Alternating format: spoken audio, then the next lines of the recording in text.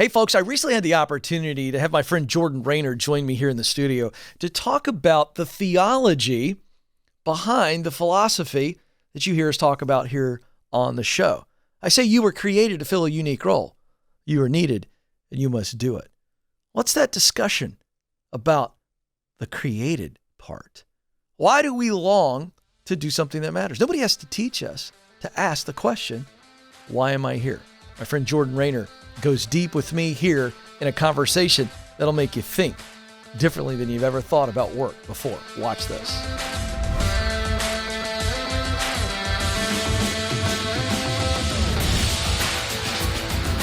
Well, Jordan, I'm so excited to have you with me because I don't know of anybody that has written as extensively and as passionately about this idea that we were created to contribute through our work as much as you have, outside of a pastor. Sure. Yeah. And we start off the show every day. It's the first sentence of the show because it's the most important sentence of the show. You were created to fill a unique role in your work. You are needed. You must do it. Yes. Okay. So you get that. And so I was like, okay, let's get in this. And so you've got a great book called Called to Create, the biblical or a biblical invitation to create, innovate, and risk.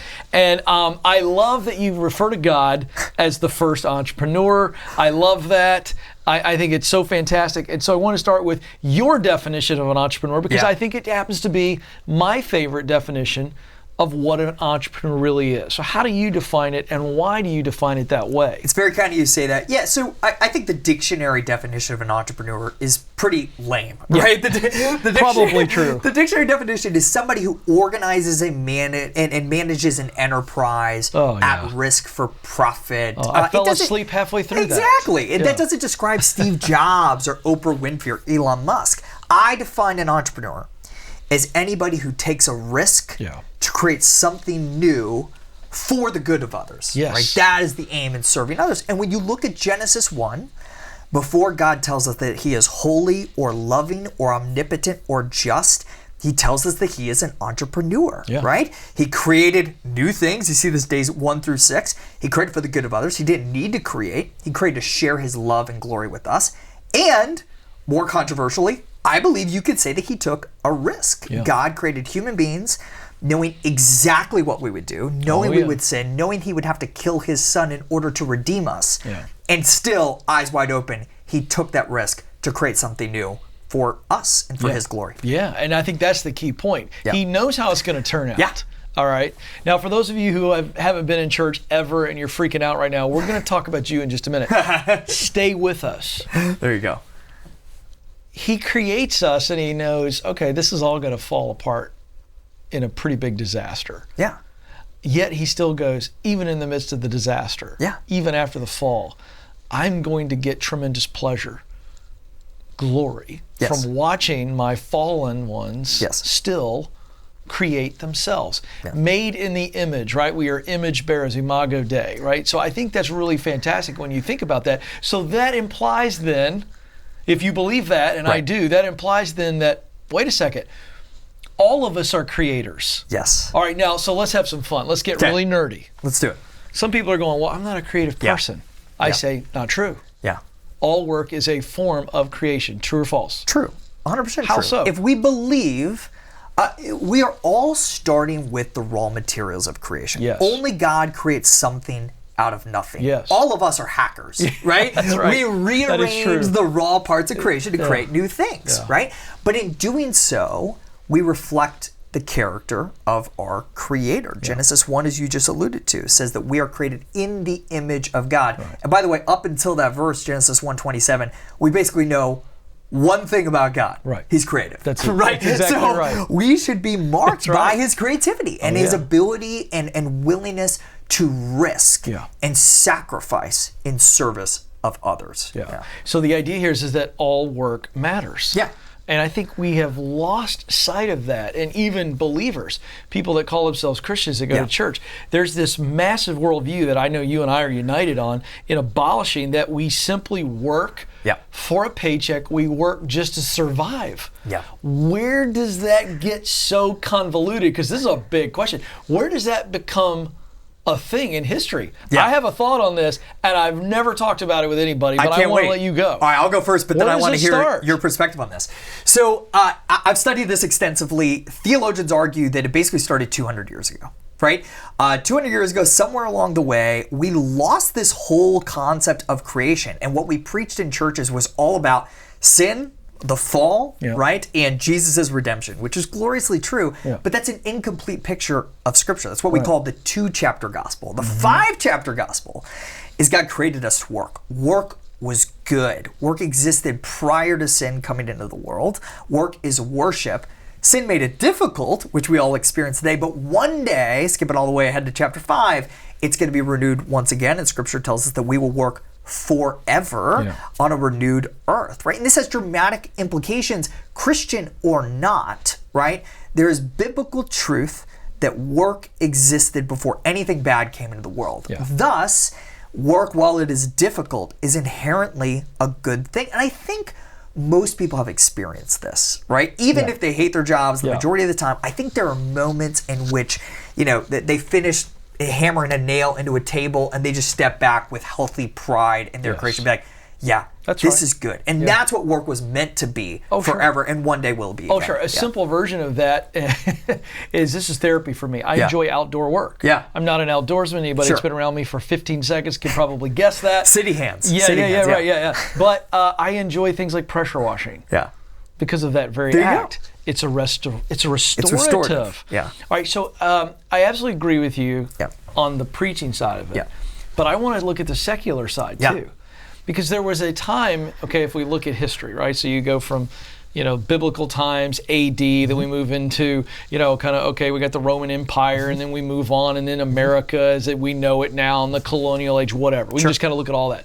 At that point, work largely for most people was I work, right? And in exchange, I get goods. Commerce was not as relevant, if you will, as it is. It's everywhere now. I just wonder if and again, I love commerce. I'm a capitalist pig. I'm all for capitalism.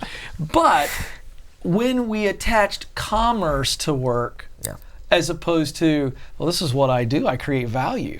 I'm going to be a blacksmith and provide value for the livelihood of others. That to me was pure creation. When commerce enters the picture, and again, I love commerce. But now all of a sudden, it's less about the creative process, and it is how much commerce, and I'm using it loosely, can I accumulate? We're detached. And I think therein lies some of the beginning of this, where work is utilitarian. What are your thoughts on that? We're more detached from the value creation than ever before, right? In our industrialized 21st century work culture, which is why so many people struggle. It's part of the reason why so many people struggle to find purpose in what they do. So many people see work as a meaningless means to an end. That's it. I go to work to collect a paycheck so that I can fund the more meaningful things in my life. Spending time with my family, giving to a nonprofit, my church, whatever. And I just think that's a sad way to live, right? I think those things are good things.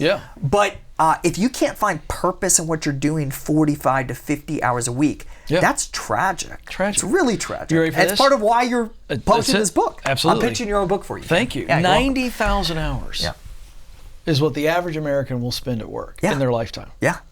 It's a staggering number. Okay, but here's why I love talking with you.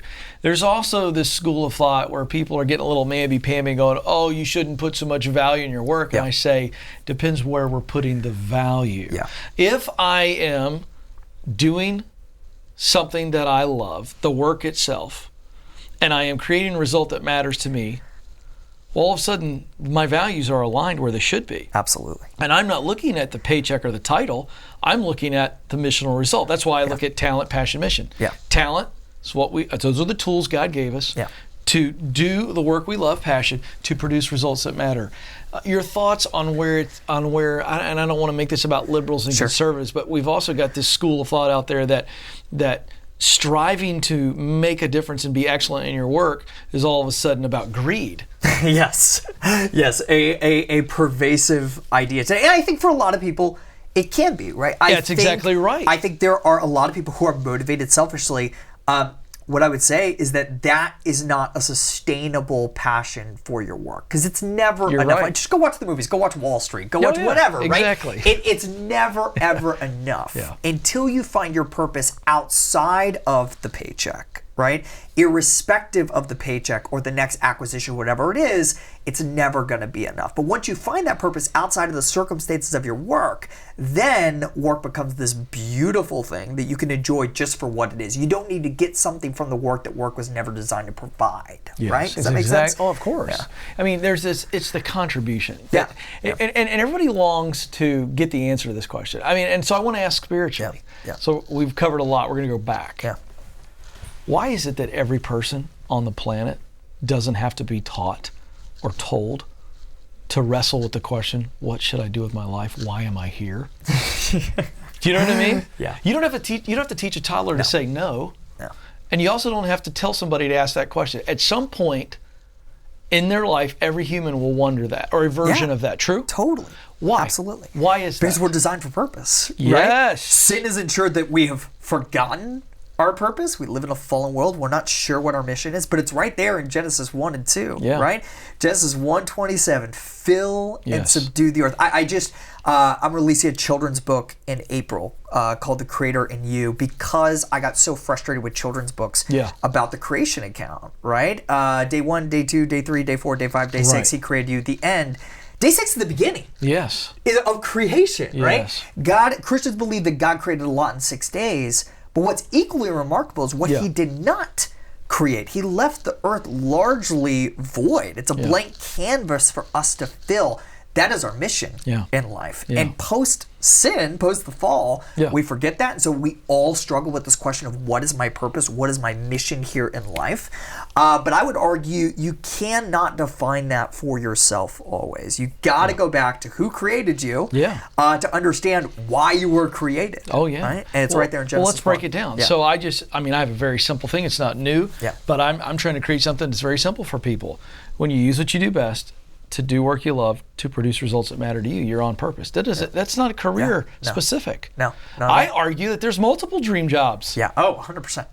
So let's dive into that. Talent. Yeah.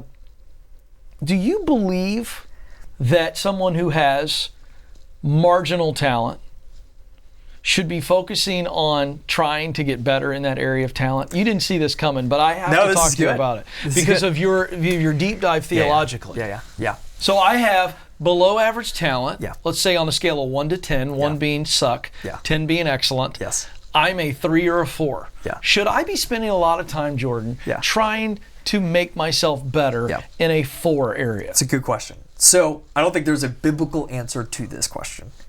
I do think there is a biblical mandate to the pursuit of excellence. Paul says in 1 Corinthians 10:31, whatever you do it all for the glory of God. That means striving for excellence. So strategically, putting on my former tech entrepreneur hat, no, I have not spent a lot of time in my career developing my 3 and 4 talents.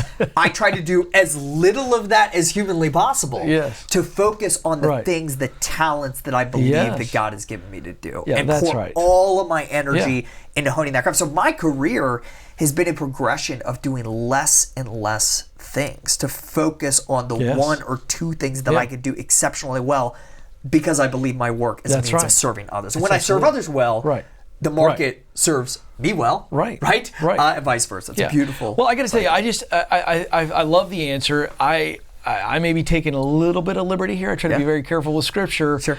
But the parable of the talents is called the parable of the talents, not the parable of the sucks. Yeah, right. That's exactly right. And Jesus makes it very clear. I gave these men talents. Yes. And it is what they did with those talents. It has nothing to do with weaknesses. It's not the parable of the weaknesses. Yes. And I just feel like there's this Western Hemisphere focus on self-improvement that has gotten out of whack, and I don't think it's biblical. Because if we spend all of our time working on our weaknesses, what does that say about God's creation, that He created Jordan, who's better than Ken in a lot of things? Well, I think today in our culture, we envy each other's gifts. That's at the root of a lot of this problem. Stay here, dig. Go, that's good. That's really good. If I'm really gifted as, I don't know, a manual labor. But I look at my friend who's a gifted communicator like Ken and say, I want Ken's gifts. Right.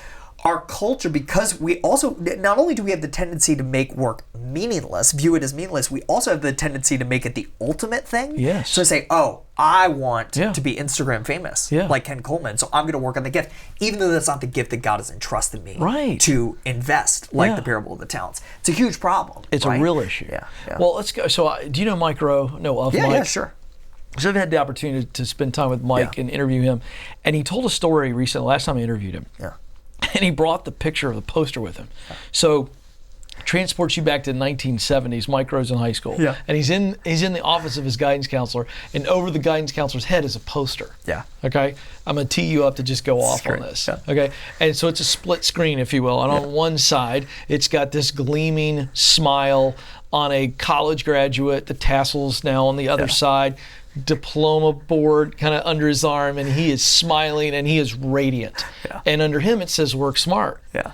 And you know where this is going. Sure. Split screen, other side is a dude who's bought head to toe coveralls, gigantic wrench that could kill an elephant, grease all over his head, and he's got the scowl of misery, and under him it says not hard. Yeah. And this was a marketing message, Jordan. Yeah, You've been in politics, you're an entrepreneur, you understand messaging as well as anybody. Yeah. Somewhere along the line, and this is not a conspiracy, but the federal government got involved in student loans, and this became a marketing message. Yeah. What do you think when you hear about that poster? This was dogma. Yeah, well, 100%.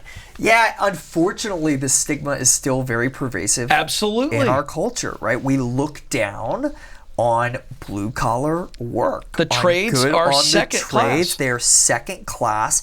And man, you want to tell somebody who works in the trades that their work has dignity? Go check out Genesis 2, where it says that God worked with his hands to plant a garden in the east. So I describe God as an entrepreneur in Genesis 1, but look at Genesis 2. He's working with his hands. He's getting his hands dirty in the mud of creation.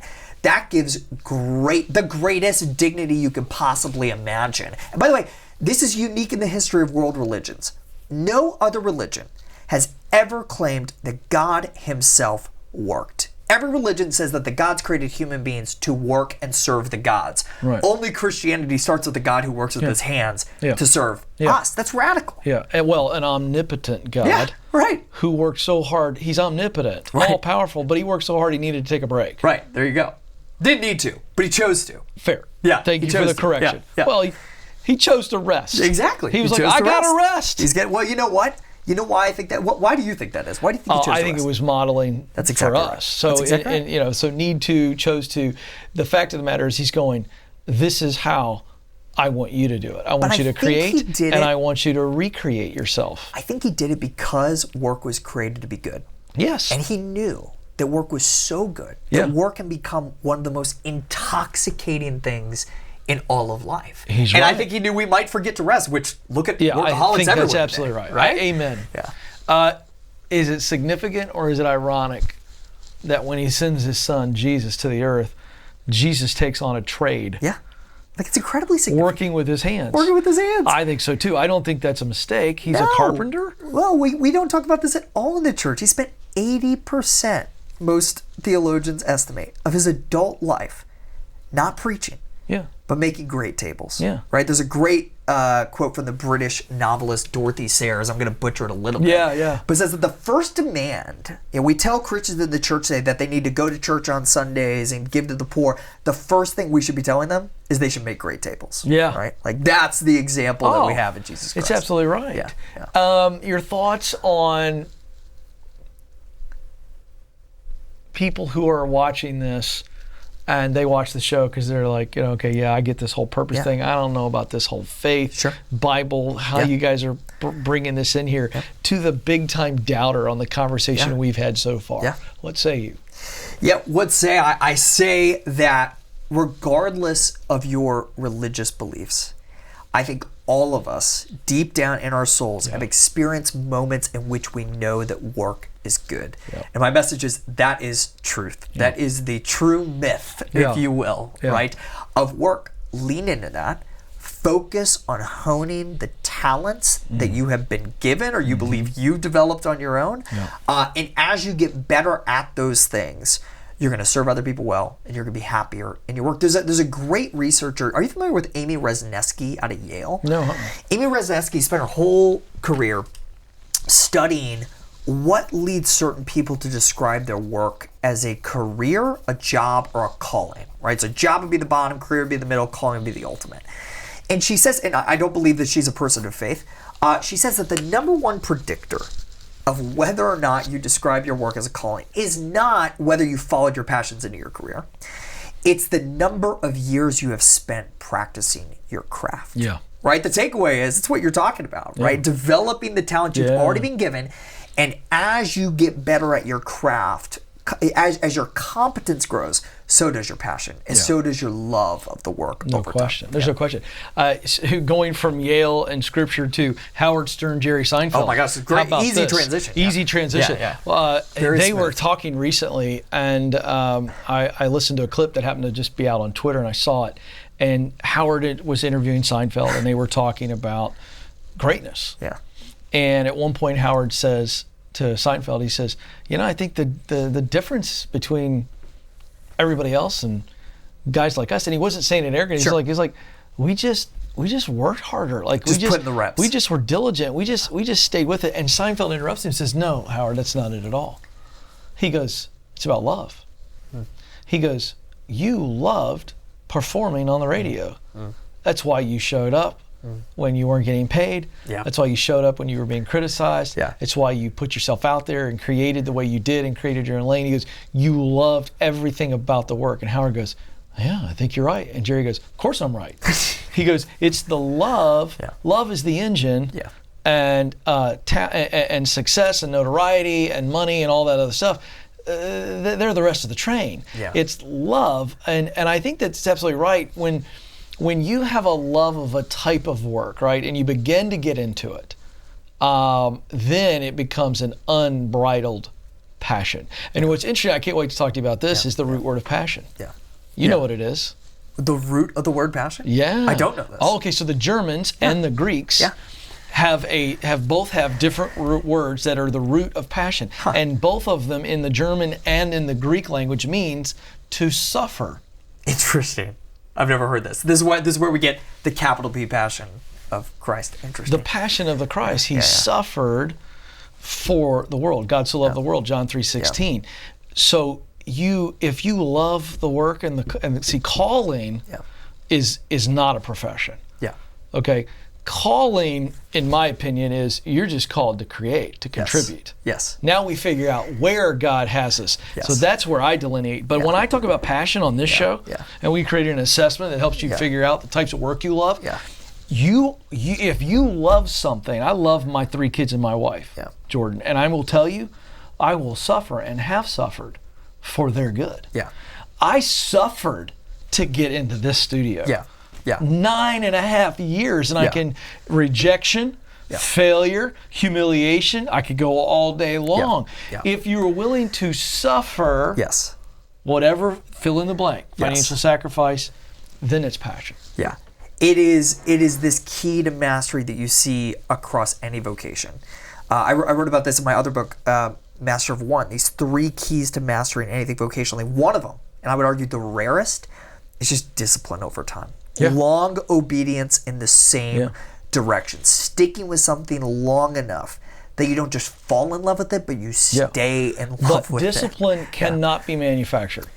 You don't think so? Nope. It's got to come from somewhere. It's got to come from an insatiable curiosity about the thing. Or an insatiable, this must be done. Conviction. This has to be done in the world. I would say curiosity's there, but I'd also say it's conviction. I would agree with that. I really believe that. Because I think that everybody has levels of discipline. So, for instance, I really do believe that people are born with levels of discipline. Okay, I have no anecdotal or psychological data to back me up, but I mean, some people are just more disciplined than others. But I think at some point, discipline absent of passion, it's called burnout. Here's a controversial statement. I don't even think burnout's a thing. I think burnout is a symptom. Of what? No passion for the work. You're in a toxic environment, so it's relationally just an absolute disaster. Yeah. You are overwhelmed when you get into the parking lot. You feel like the water's here. Yeah. You are underappreciated. You aren't seen. You aren't known. And 5, you're bored. Yeah. Any one of those factors will begin to cover the heart. Yeah. Okay. And I just think that we've made burnout. And by the way, the feelings and the sickness and all the, it's actually very real. But if I say they're symptoms of a bigger thing. Yeah, but I don't go to the doctor and say, hey, doc, I got sore knee. Right. What do I say? I go, my knee's hurting. Help me figure out why my knee is hurting. Yeah. So saying that burnout, no. What's causing the burnout? And so back to the point here is that I don't know that, I think discipline has been made sexy, and I think it's overrated. Yeah. That's interesting. I poke think, some holes in it. Absent of conviction. Yeah. Or curiosity. I do think conviction's critical. I think in order to be disciplined at the thing, you've got to be convinced that this is the thing you want to be disciplined at developing. 100% agree. Right? Absolutely. I talk about so I'm releasing a new book called Redeeming Your Time, which is all about, hey, if we believe that we're called to create. Yeah. And we're convicted that this is the work, whatever it is, that God has called us to do in the world. The response to that is to redeem our time, as Paul says, to be disciplined in how we manage our time toward whatever those callings and convictions are. But I think you're right. I think conviction has to undergird that. You got to be convinced that this is the thing you want to do before you care about stewarding your time well and being disciplined. I agree. So the point is if you're out of whack with your family time, I can tell you, you're not convicted about spending time with your wife and kids as you should be. When I hate running. Yeah. Despise it. Yeah. Like I think people that run all the time are running from something. I mean, I just say, go get some therapy. It'd be a lot easier on your body. But I think that if I sign up for a marathon, Dave Ramsey made me sign up for a half marathon. And so then I had to, in order to do it, I needed a stretch goal. Right. And then I became accountable to the goal to a friend of mine who trained me. Right. Well, the only reason, Jordan, that I trained for that was the conviction that I have to run this and try to get this goal. Like absent of that, driving, I don't have the discipline to run on a Sunday afternoon at 2:00 when I want to watch football. Right. But you set a challenging goal. Yeah. Right. You set a big, hairy, audacious goal. That's it. You shared it with somebody else. And that's the conviction. That's what you needed. And that's what motivated you to take action. I just think that, we've gotten, and in churches, I think we're preaching self-help instead of preaching purpose. Yeah. The creator of the universe says, I created you, Jordan, with some distinct characteristics that have a very clear contribution attached. Yeah. Why don't we preach this in churches? Ooh, that's a big question. I know, because I know you have an answer. I have a very long answer. I mean, listen. And that's a very unfair. No, I don't think it is. I'm not saying that no one's preaching it. Very few are. Okay, good. And I think it's because we have boiled Christianity down to a minuscule version of what it actually is. Right. All we talk about in our churches is the saving of souls, so that you can go to some ethereal realm in heaven when you die, and that's just a fraction of what the biblical narrative is, right? And when that's all that we talk about, the only thing that has purpose is being a missionary, being a pastor, whatever. It's not what Scripture says, right? I think about Fred Rogers, Mr. Rogers, Mr. Rogers' Neighborhood, devout believer, right? We're coming up on the 20th anniversary of 9/11. Right when the Twin Towers got hit, he did PSA for PBS like a week later. It's one of the most beautiful pieces I've ever seen. It's like 2 minutes long. And he comes on screen and he talks about how all of us were created by God to be repairers of creation, right? To fix what's wrong in the world, to fix terrorism, to stop hate, whatever. And it was a call to arms to engage in work, right? Inside and outside of the church. What he was saying is what we do in this world is about fixing what is broken with your book. Right? You're helping people fix what's broken in their careers and finding work that they love. What Dave is doing. Debt was not a part of the Garden of Eden. No. Didn't exist. No. It's not going to exist in heaven. You're fixing what's broken. And all of that work has deep meaning. But we're not preaching this in the church today, unfortunately. So what do we do beyond Ken Coleman and Jordan Raynor, who we've dedicated our professional careers to helping as many people as possible realize what they're supposed to do and then help them do it? But there is this worldview of work. What has to happen? And this is a fun question. I know it's massive. Yeah. What has to happen fundamentally for the worldview of work to change? Yeah, I think you got to tell this story. It's not a new story. It's an ancient story, right?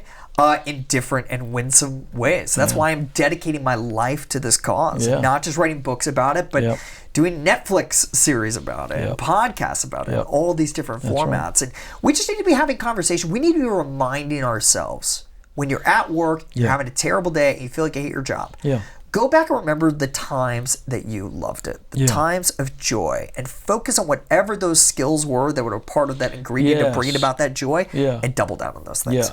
Yeah, you know, it's funny. I think we have to rescue a message that has become pervasive right now. And I think I don't know if it's half right or what. But, you know, it's become all about me, me, me. Social media has made it all about me, me, me. And I kind of want to redeem that and go, it is all about what you are supposed to do for others. So there's a whole lot of you in this. But, you know, when I talk to callers and they're trying to figure out sometimes, Jordan, what they're doing, I go, when was the last time you did something from a work standpoint and you saw a contribution directly in the face of somebody or in the attitude of somebody? Do you remember that? And they'll go, yeah. And I go, how did it make you feel? And they literally can't even describe it. They go, well, it was just unbelievable. It was, and see, I think therein lies the big thing that you and I have got to team up on, and anybody else to go. I think people are missing the holiness of the contribution to others. We have fallen for this lie that work and everything else in life is about our happiness, right? No. And so long as that's the case, you're never going to be happy. Because what makes you happy, the sustainable level of joy in your work, is when you're serving other people well. This is what Amy Resniewski was talking about. You get to love what you do by getting really good at it. And really, another way of saying that is you get to love what you do by making other people happy first. That's 100% right. That's the priority. Well, you see your contribution. That, you get both. And the contribution becomes now the focus. Not what I'm taking. No. What I'm giving. It's it. It's 100% what it is. I love it. Let's talk a little bit about the new book. You did mention it. This is not, though, the way it sounds. So this is the title is Redeeming Your Time, 7 Biblical Principles for Being Purposeful, Present, and Wildly Productive. And you read that and you go, oh, okay. And then quick to say, it was like, now this is not a productivity time management book, yet it sounds like it. Are you trying to do a bait and switch? What's going on? No, not at all. So here's the gist of this book. Because I believe my work matters deeply, I've always been obsessed with time management. I'm sure you've read a lot of time management books throughout your career. I've read 45 of them according to Goodreads. And I've always had 3 huge problems with those books. Number one, most time management books are what I would call workspace productivity. The gist is, if you follow this guru's advice and you do time management exercises X, Y, and Z, then you will find peace from your overwhelm. Right? As Christians, we start with the opposite premise. Jesus gives us peace, regardless of how productive we are. That's right. And we do time management exercises X, Y, and Z as a response of worship. Here's the other thing, the other problem I have with time management books. They fail to account for how the most productive human being that ever walked Earth managed his time. Christian or non-Christian alike, I think it's very hard to dispute that Jesus was the most productive person to ever step foot on earth. And yet we've never read the Gospels looking for how he lived his day-to-day life. We read the Gospels for their theology, for their ethics, but Matthew, Mark, Luke, and John are biographies of the life of the most productive person who ever lived. So this book is all about unpacking these 7 timeless time management principles from the life of Christ and connecting them to more than 30 hyper modern day practices to help us live out those principles in 2021. Wow, and so that's where the real peace. That's the gist. And I'll tell you the word that I really love, besides purposeful, is present. And I think that is, if I could say it this way, I think that's one of Satan's greatest tools for sidelining purpose. It's just distracting. Straight up distraction. 100%. One of the principles of the book, Principle 5, is accept your unipresence. We don't think about this a lot, but omnipresent God, which means that we believe that God is present everywhere, every time. For 33 years, became unipresent, confined to one place at one time in the person of Jesus. That's radical. And when you look at the Gospels, We have chronological snobbery. We look back 2,000 years ago, be like, they weren't distracted by smartphones, so it was easy for them to focus. Jesus was distracted all the time. He'd be walking down the road and somebody would reach out to try to be healed. There's this one scene where he's preaching inside somebody's home and a guy literally drops through the roof to interrupt him, asking for healing.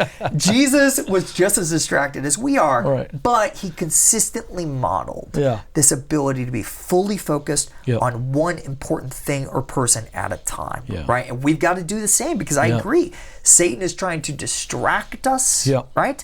When we're at work trying to type an email and notifications are going all over the place, right? He's trying to distract us from the work that we've been created to do. And so that's one of the 7 chapters of the book, is helping readers unpack, how do I be unipresent like Jesus today in the 21st century? That's good. I want to give you the final word here to preach a little bit.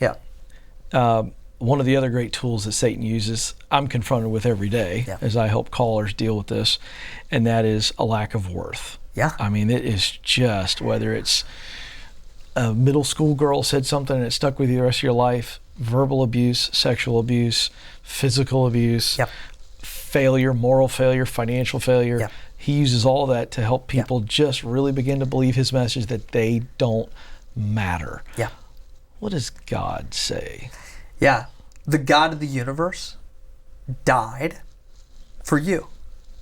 And that makes you worthy and worth more than all of those other things that people have said about you in your past. Every night, I have 3 young kids, 3 young daughters. How old? 7, 5, and 1. Oh, so fun. And so my 7-year-old and 5-year-old, every night I put them to bed and I tell them, hey girls, you know Daddy loves you no matter how many good things you do? And they say yes. It's like, I love you no matter how many bad things you do? I say yes. I said, who else loves you like that? They say Jesus. Or my 4-year-old theological stickler says, God the Father, the Son, and the Holy Spirit. The Trinity. God the Trinity. No, but we need to be told the same thing. Regardless of whether or not you've gotten yourself into trouble and debt, regardless of what you've done in your past, regardless of how productive you are, regardless of whether or not you ever find your dream job, you can rest in the security of the love of a God who died on your behalf. That's a radical message in today's culture. But sadly, it would be considered radical, but it's actually as loving as any soft and fuzzy liberal could ever try to be. There you go. Jordan, fantastic, man. Thanks for hanging out. I hope this is the beginning of many conversations. I love that. I love your work. I love what you're doing. You certainly have encouraged and inspired me along the way as I begin to take part in your work.